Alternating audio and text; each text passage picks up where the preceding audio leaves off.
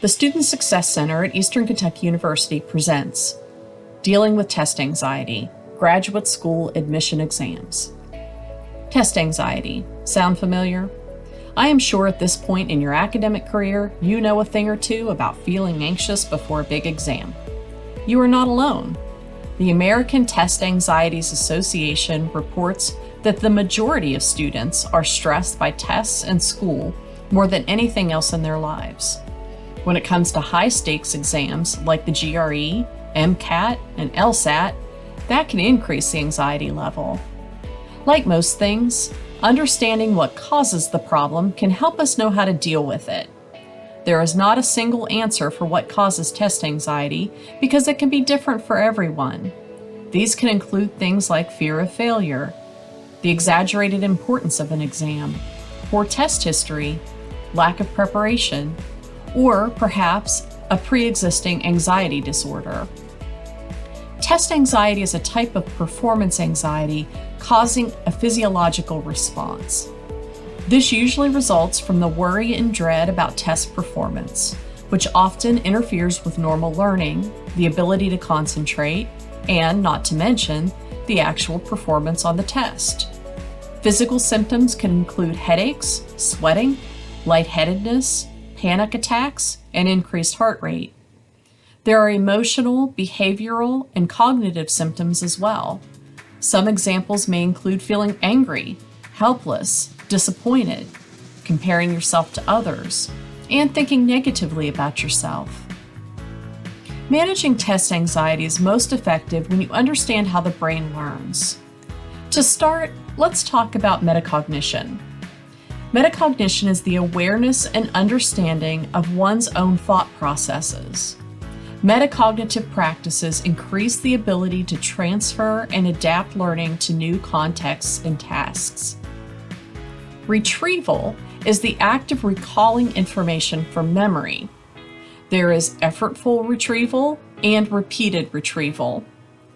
Effortful retrieval requires your mind to work hard to increase your learning. Think of it like lifting weights. The harder your muscles work to lift weights, the more they grow. The brain is the same way.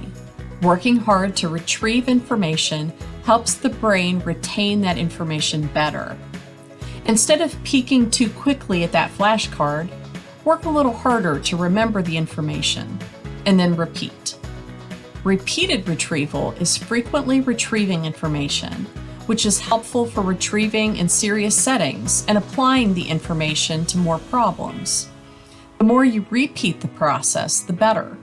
And repeating the process in an environment similar to the one in which you will test really helps. If you plan to take the MCAT, imitate the testing environment. Take a full-length practice test. Take the same length of breaks. One student I worked with packed the same lunch that he was going to take to the MCAT. Try to prepare your brain for the situation. When the brain enters the unknown, it can panic. If you prepare it for the environment, it will be more comfortable. A comfortable brain is not an anxious brain. Lastly, make sure you maintain a growth mindset versus a fixed mindset. A growth mindset means that you believe you can learn and grow. If you say, "I have never been a good test taker," or "I am bad at taking tests," you are exhibiting a fixed mindset. If you say, "At one time, I was not great at taking tests, but now I am preparing and I am going to be ready," you are exhibiting a growth mindset. Your brain will respond accordingly. A positive state of mind can help you control anxiety. Now that you know the ins and outs of test anxiety and a little bit about how the brain learns, I'm sure you're wondering, how do I prepare for a big test like the GRE or the MCAT or the LSAT? Of course, the most obvious approach to test anxiety is practice, practice, practice. There are different types of practice: spaced, interleaved, and varied. First, massed practice is studying one subject for a long period of time, like multiple-hour cram sessions. Research shows that does not prepare the brain well for an exam. Instead, try spaced practice. Spaced practice is taking smaller bits of information over a longer period of time. Interleaved practice is mixing up the types of problems or concepts. This could look like studying a mixture of subjects, such as math, analogies, writing, reading comprehension, etc., over a shorter period of time. Be sure to mix up the concepts as you practice or study for exams.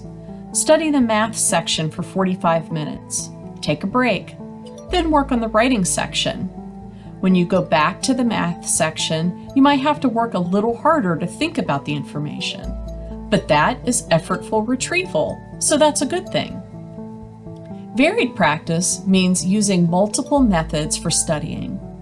Some examples are flashcards, practice tests or quizzes, rephrasing notes, annotating reading material, working practice problems, or reviewing study guides. Each of these will help you implement effortful and repeated retrieval. Creating a study plan will help you utilize your time and ensure that you study the required material in time for the exam. Also, make sure that you have created an environment that supports your study habits and imitates the possible testing environment. Find a comfortable and quiet study space with good lighting. Make sure you have all of your study materials in front of you. Don't forget to take breaks and space out your studying. Don't try to cram everything at once. So now it's the day of the big test, and you're ready to conquer test anxiety. First things first, you must get into the right mindset. This could be a quick mindfulness practice, positive self-talk, and reminding yourself that you are much more prepared than you may feel. Avoid going into the exam room too early. This is never a good idea due to the high stress of others. If you plan to study on the day of the exam, make it short and simple, like reading through your material once. Of course, eat a nutrient-dense meal to prevent hunger as a distraction. Bringing gum is also great for relieving anxiety and stimulating your brain. If you are not permitted to chew gum, see if you can bring unwrapped mints.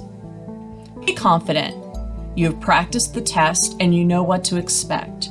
Sure, the exam might be difficult, but you have done plenty of things in college that were difficult. You are ready for this. Test anxiety can also be a documented psychological issue, so talking with a counselor can also help. Contact the EKU Counseling Center for more details. For additional test-taking strategies or study help, contact the Student Success Center. We are always happy to help.